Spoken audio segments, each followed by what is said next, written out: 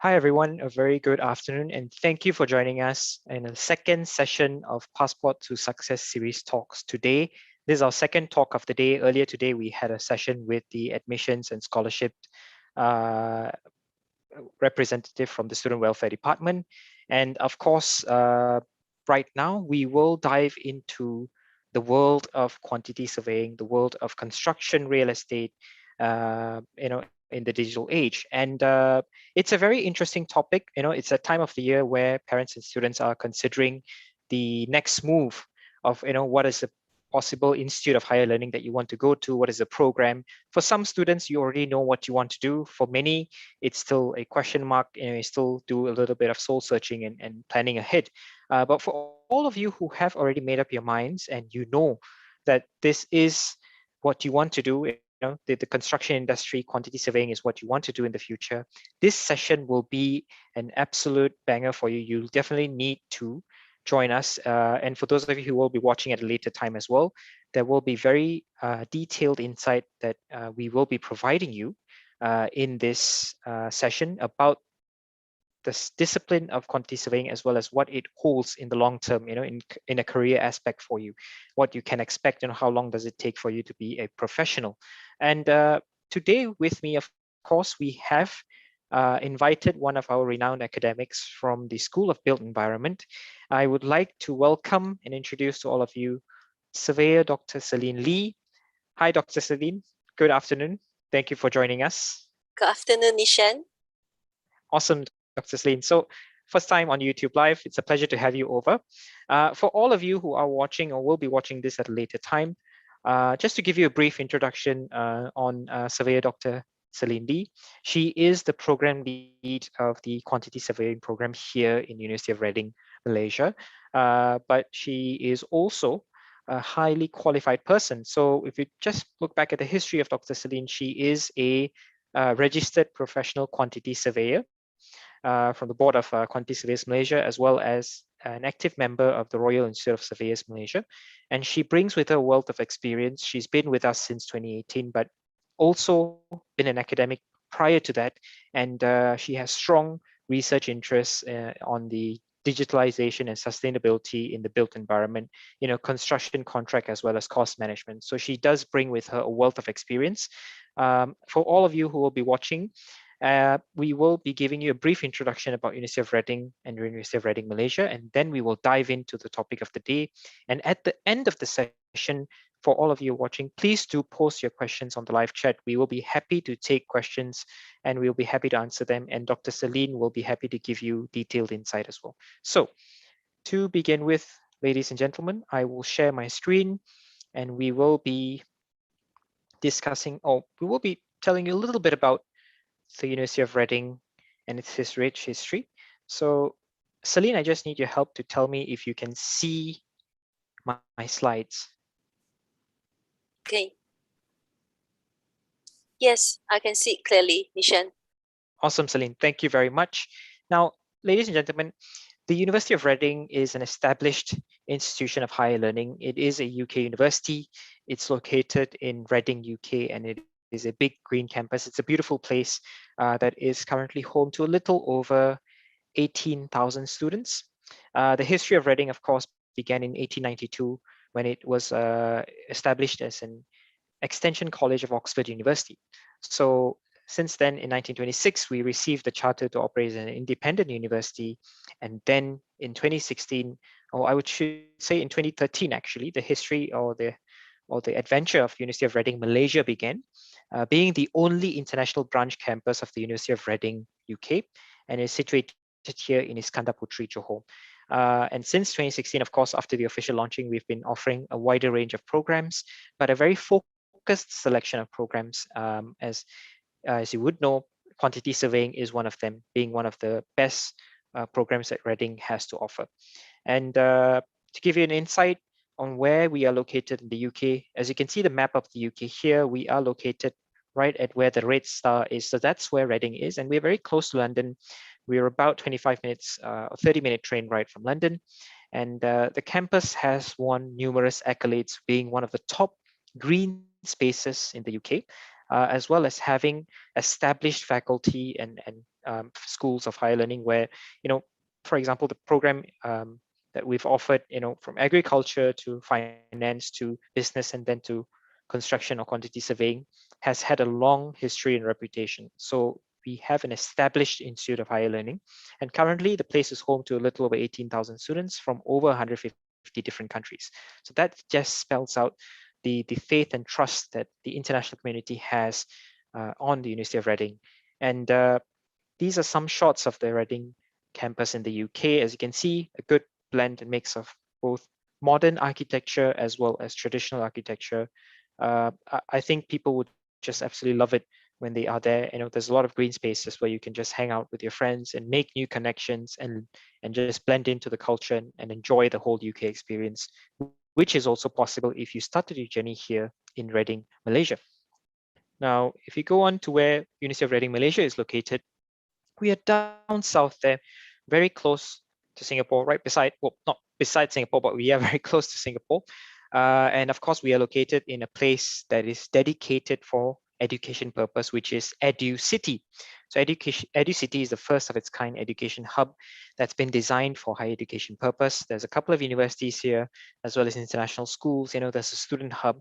There is a sports complex that, just further signals that a student's development, it's not only within the campus grounds, but also outside. So we go for a more conducive environment here, and it is all very close to international airports. And of course, we offer a much smaller range of programs, much focused selection of degree programs.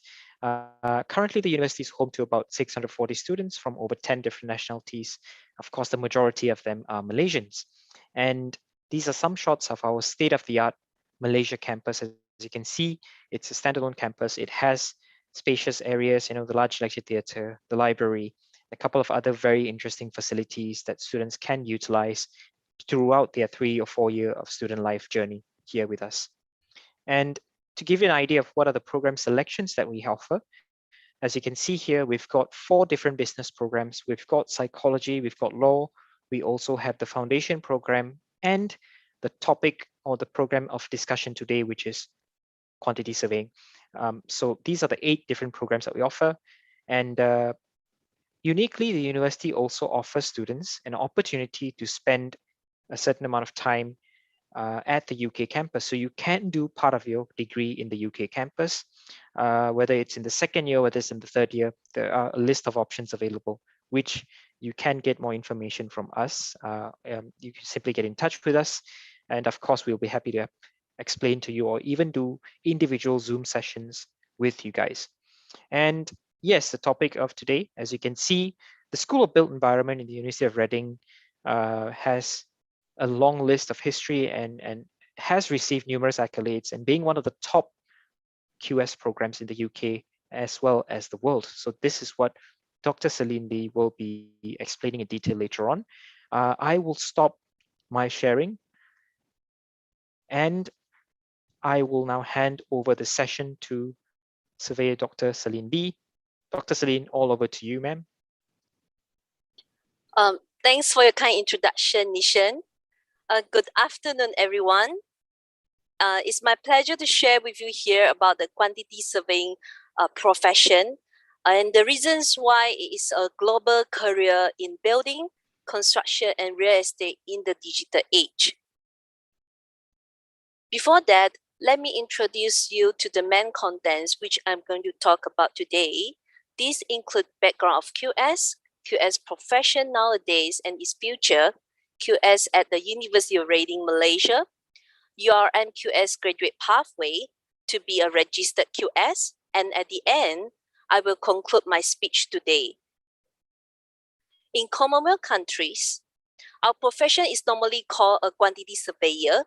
However, in the USA and Canada, they name this profession as construction cost estimator or construction cost engineer. In Germany and other countries, they term the profession as cost manager, cost consultant, building economist, or commercial manager. The roots of quantity surveying go back to the 17th century in the UK. And QS at the time was very much part of the builders' teams as measurers. So most QS at the time had previously been a tradesman whose practical knowledge and skills allowed them to acquire the core skills of quantity surveyor in the area of quantification and documentation. From the 1960s to the 1970s, many clients had become increasingly cost conscious. They demanded a changing emphasis in practice, from one that was largely reactive to one that was becoming more proactive. This changed from accounting function to forecasting and controlling of costs. So this was also the first significant shift towards adding value to the construction process. During 1970s to 1980s, several concepts in building economics were developed: cost in use, cost modeling, cost engineering, life cycle costing, and value management. In the late 1980s, project management began to be seen as a skill the client would require in the future, shifting from the traditional emphasis on technical matters to more strategic matters. And the rapid advances in the information technology in the 1980s and 1990s led to specialized software, which greatly assisted in the productions of bills of quantities.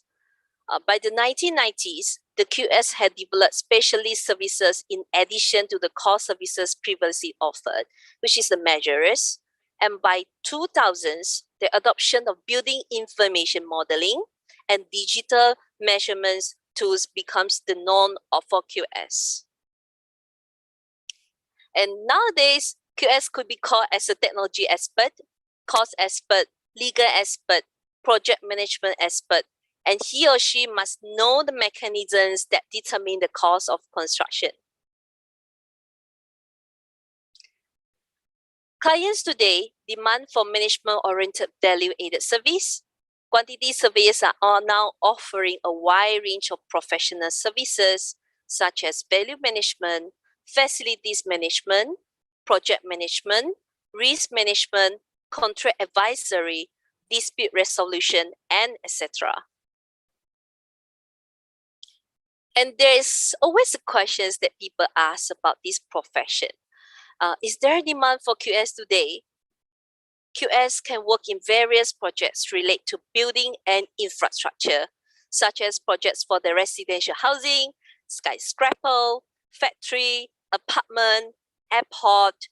As you can see in the slides, we even involved in drainage works, tunnels, bridges, roads, sports facilities, railway, stadium, malls, whatever projects require a built facility, there will be a QS. We also notice that there are high demand of QS in regions like Middle East, such as Dubai, Abu Dhabi, Qatar, Asia regions such as China, Hong Kong, Macau, Singapore, and Asia Pacific region like Australia and New Zealand. These two pictures show the internship which had been carried out by our graduates during their study at the URN past.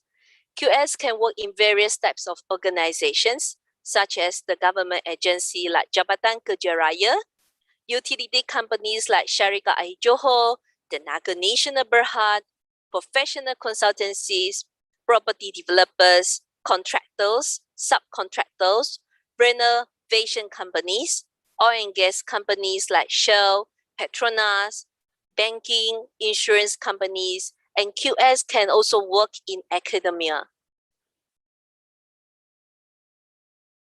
Although QS commonly provides services of cost estimating, tender bidding, valuation of construction's progress, and settlement of final account in new, renovation, and retrofitting projects, they also specialize in conflict resolution, claim consultancy, cost, and contract management. This table shows the professional scale of fees for QS in private projects.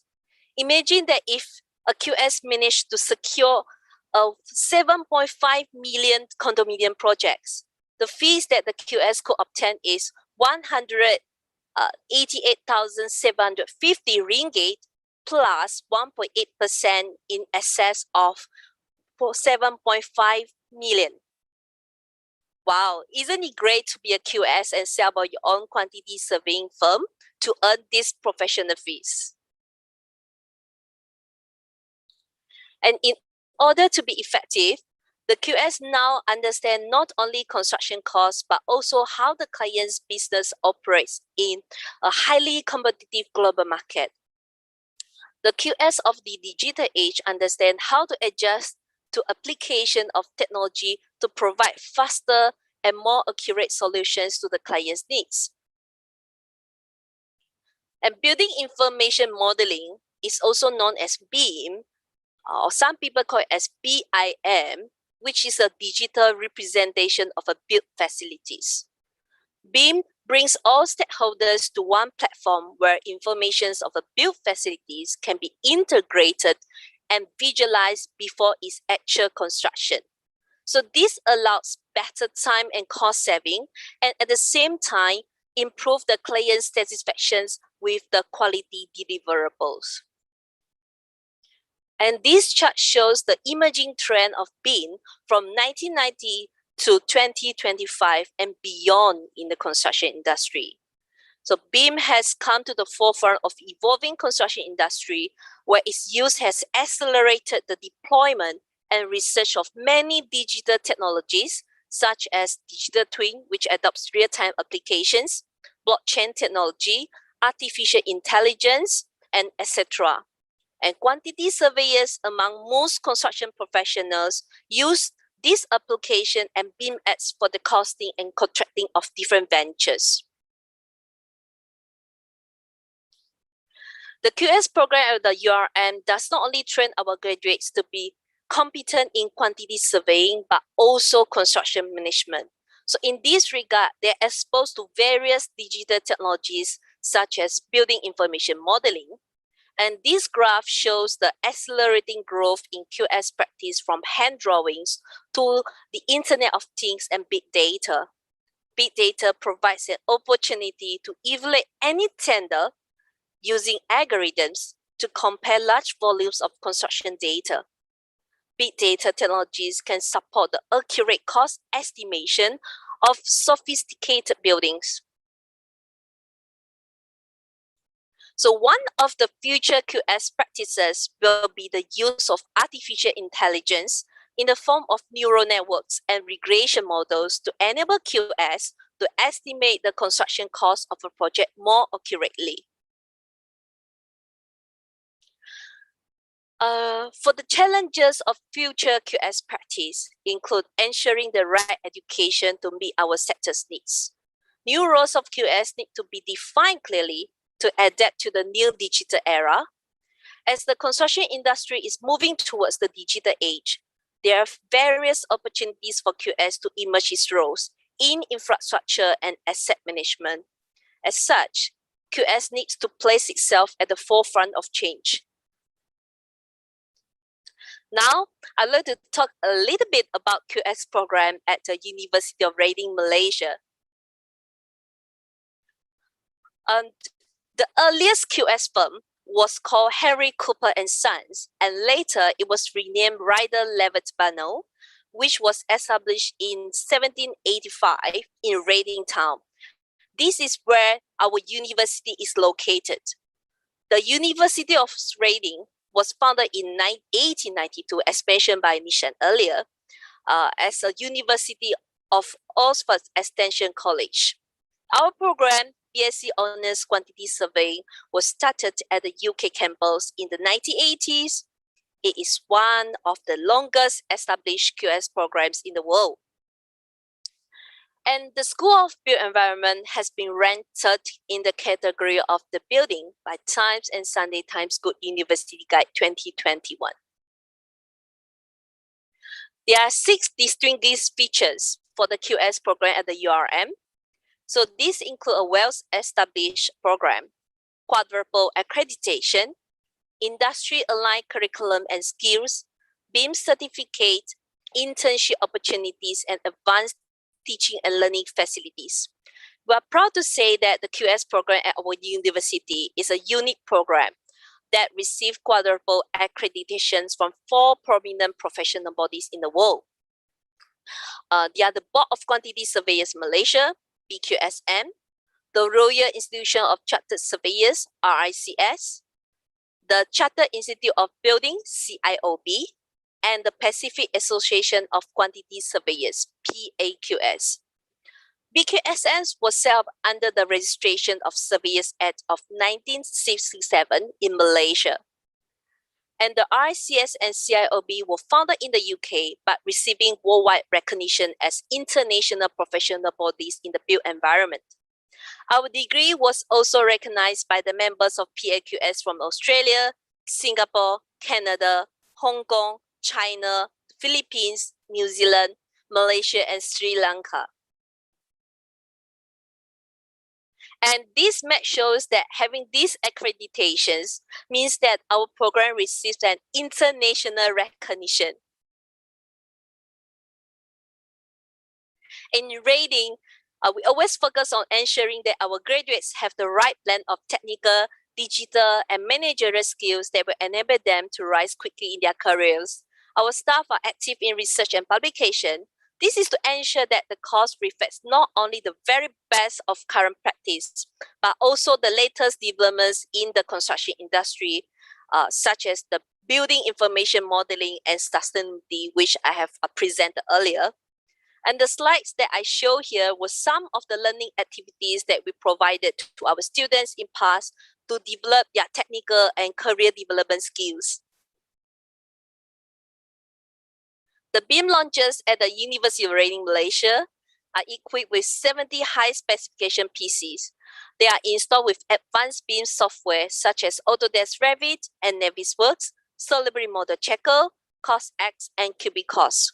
So for the past few years, we have received several benchmarking visits from an overseas university, such as the Norwegian University of Science and Technology and other local universities.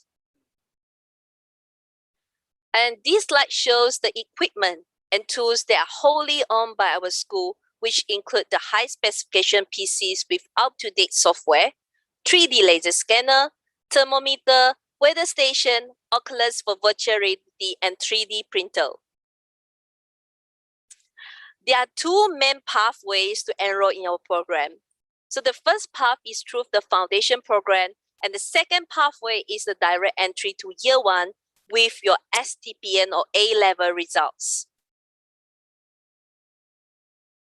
Once you possess the QS degree from our university, you can register with the BQSM as a provisional QS.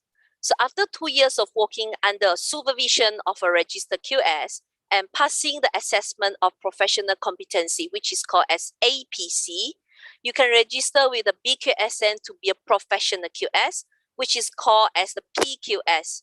When you obtain the PQS, you can register with the Royal Institution of Surveyors Malaysia, RSN, to be a registered QS. By that time, you can use the prefix title term SR in front of your name, which is the registered certifications mark of the RSSM. So you'll be able to see that in Malaysia, all the registered professional QS of consultant QS will have to, they will usually use the prefix title in front of their name called as surveyor, like surveyor Dr. Celine Lee. And to conclude, in building, construction, and real estate, QS is a highly qualified construction professional specializing in construction costs and contracts. QS nowadays must equip themselves with the knowledge and skills in digital technologies, particularly in BIM, to remain competitive in the construction industry. Big data, the Internet of Things, artificial intelligence, etc., help to facilitate our QS job by producing more accurate cost estimates. And QS degree from the URM prepares its graduates to adapt to the current and future markets of quantity surveying and construction management. Yeah, I think that's all for my presentation. Thank you for watching. Now, I would like to hand over my presentation to Nishan. Thank you.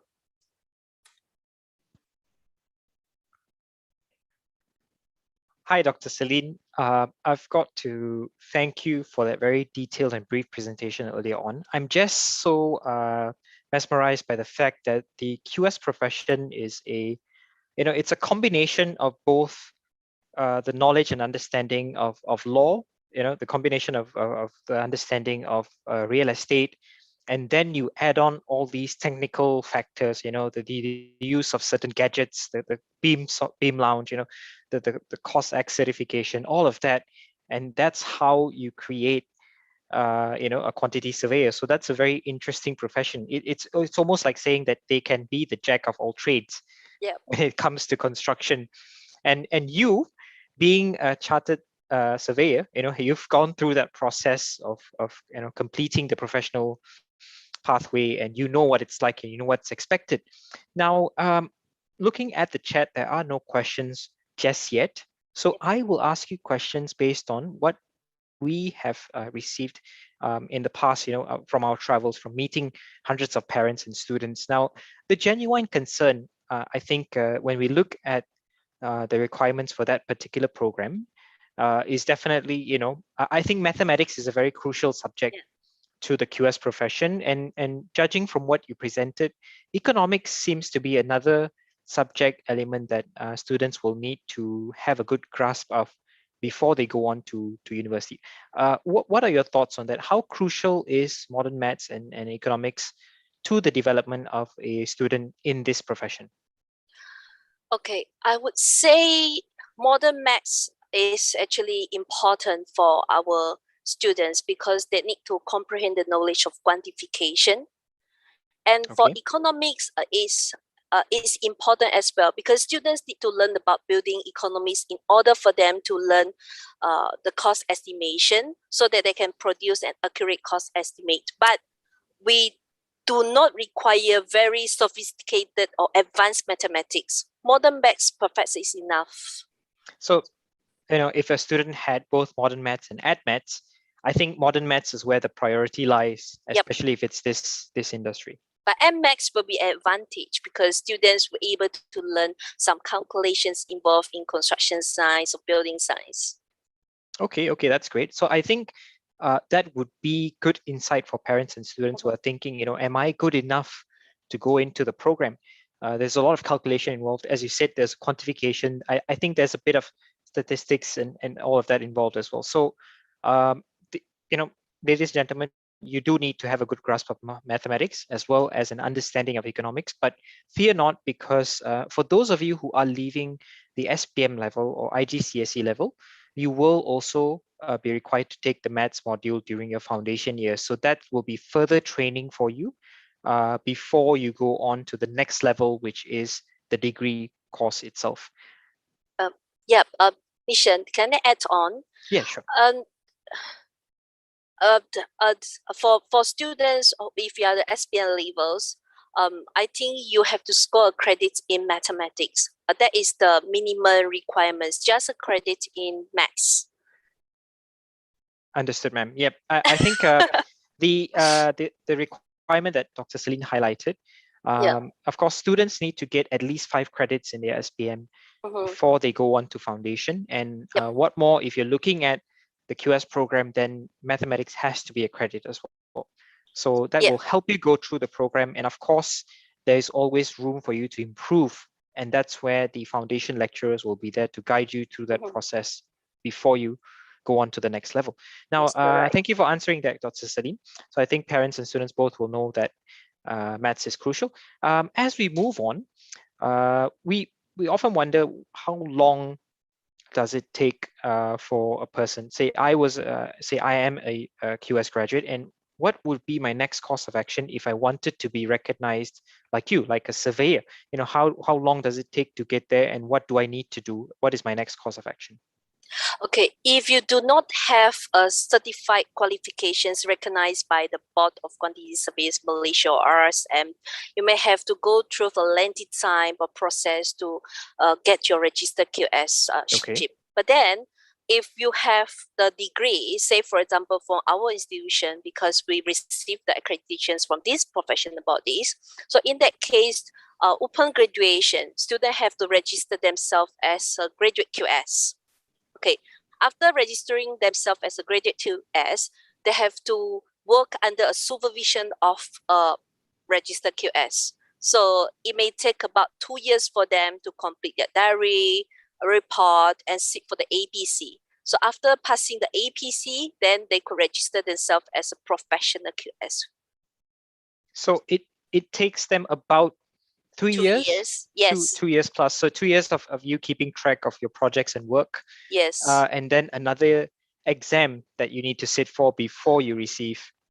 Okay, for professional QS, you may have to fill out your diary and then complete a critical report and pass the interviews. But if you like to be a consultant QS, which is the next step of PQS, you may have to sit some exams in order for you to obtain the CQS, then only you can set up your own firm. Understood. So becoming a consultant will require more of the students and graduates. So they definitely have to go a level higher. Yes. There will be assessments and then you go on. So that's great input, Doctor. I think students will now be much more clear of what is required of them, before they go on the journey of seeking professional recognition. Now, moving on, Dr. Celine, we see that some students are very keen to go to the UK, and the situation at the moment is not so conducive. It's not safe for students to travel. Now, is it possible for students to start off their degree here and perhaps do part of their QS degree in the UK campus? Okay, I believe our university has changed its policy. Previously, they only allowed students to go for second years, whereas third years they have to come back or return. But nowadays, because to improve the numbers of students, now we would only require students to maybe at least stay a year in our campus, which is year 1. Then they can go to the campus in year 2. And then, or if they don't want to go to the campus or to the UK campus in year 2, they can choose to go in year 3. We're quite flexible in this regard. Awesome. So students actually have the flexibility to opt to go to the UK, whether it's year 2 or year 3, they can do it. And I think it will be very great to know that students right now, I think there are no caps involved, so students can actually go choose to go to the UK. And either way, Dr. Celine, I think the matter of the fact is that even if they do 3 years here, or they do part of their degree in the UK, they still graduate with the same University of Reading degree qualification. So that's a unique qualification. We also see that there are a number of professional bodies that have recognized our degree. And one highlight that you mentioned earlier is the PAQS. Now, I believe with that qualification, students have access to work in projects or international projects with different MNCs and companies. Now, is it possible with every country? Is it just limited to Commonwealth countries, or can they go to other places like in Asia or the US or Japan? Okay, let's see. PAQS, our program is actually accredited by the members of PAQS from the listed countries that I mentioned earlier, the 8 countries. Including Malaysia, which is 9 countries in total. And then, but we also receive recognitions from the RICS. And RICS is an international professional body, which is recognized by many countries in the world, especially Commonwealth countries. So I believe with the combinations of the accreditations from all these professional bodies, then our students can actually go to anywhere. That's awesome. I think a lot of students who are planning to do this degree or are already in that process of obtaining their degree, I think it will be very interesting for them to know that the employment opportunities exist in many parts of the world. Whether in Asia or in the US or different parts of the world. So I think the qualification or the highlight is that the quad accreditation is not just the quad accreditation. There's many more bodies, professional organizations that recognize the degree. And that gives students the flexibility to build a career elsewhere as well. So, wow, that's really great. I think that would be a huge plus point for students who are considering a career in this field. Dr. Celine, I also wanted to know a little bit about the use of technology that you mentioned earlier. So we have the BIM lounge, we have the computers and the software that is required. And I recall you mentioned earlier that the students are trained in a variety of soft Yep. skills and so on. How crucial is that to their development, especially right now with the job demands changing, every 5 to 10 years? And I'm pretty sure that the QS industry will have that as well. Can students expect, or a better way of putting this is that will we be able to give students a more competitive edge with that exposure of the technology? Okay, of course, because this is a UK degree, and UK is always there at the forefront of the construction educations, where they provide students with the latest developments of the digital technologies knowledge. So with that, our students have to learn those advanced BIM software like Autodesk Revit in their year one. In year two, they still have to learn about Autodesk Revit as well to build for their projects. And by that time, they will be started to learn about the quantification, which is a 5D BIM in year two. Then proceed with year three. They have to learn about like cost X, cubic cost as well. So I would say that our program prepare our graduates to comprehend the knowledge of BIM, whether Okay. it is the BIM management or BIM technical skills. So when they possess our degree, they could actually work not only as a QS, they can work as a construction manager, they can even work as a BIM modeler. So it depends to their interest. That's awesome. I think having a degree is one thing, but being adaptable is another, and Yep. that's where Reading comes in to the picture, and all this training that they get in terms of the technology, what are they exposed to, actually helps mold the students to get the challenges on and take on the challenges when they are in the job market. So that's a great plus point. Dr. Celine, I'm still not seeing any questions in the chat at the moment. So to round up the session, what would your advice be for parents and students that are considering to go into the QS profession? Many of them may have decided, or some may not have decided yet. They might have their doubts. What would your general advice be for these category of students? How would you put it to them that this is indeed an industry that is interesting, that's growing, there's a huge demand, and so on. So what would your advice be for them?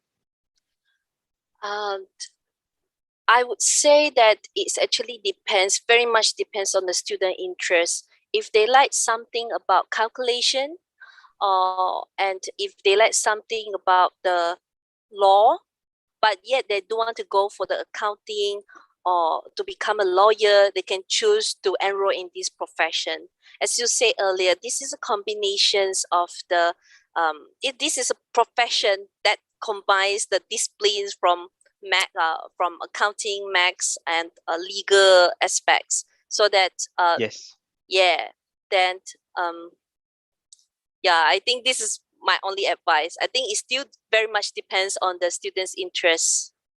So for those of them who don't want to jump into law, who don't want to major in accounting, or have interest in real estate but don't want to jump into that as well, yes, they can actually go into QS because it's a combination of all these disciplines. But at the same time, it uniquely gives you the opportunity to not only be a quantity surveyor, but you can manage a project, you can manage a construction if that's what you mean. So that's a unique pathway that students can choose. And I think at the moment, although the economy isn't as what it used to be due to the pandemic, I think construction and development is still ongoing, although it's slowed down now, but it is ongoing, and we can actually see that in the next few years it will get back on track and there will be more growth. As cities or townships develop, I think the need for quantity surveyors will continue to increase, and there will be there. Yeah, and then to note that all our students managed to secure their internship. So this is something which we feel that so grateful to the construction firms, because this is not only happens in this year, but it also happened in last year. Oh, that's great. So all of our students managed to secure internships. Okay. It's just the matters when are they going to start, because some of them are stuck due to the government directive of the FMCO. Right. Yeah. That's another question before we end. The internships, is it compulsory or is it the student's choice? And how long do they typically do that? Okay, I have to emphasize that in this aspect is that if students undertake this module, career development or internship, and then they could register as a graduate QS open graduation. But if they don't take this module, meaning that this module is actually optional, so they have to wait for 6 more months after working under supervision of a QS, and then by that time only they can register to become a graduate QS. So taking the module is actually an advantage. Yes, you're right. Awesome.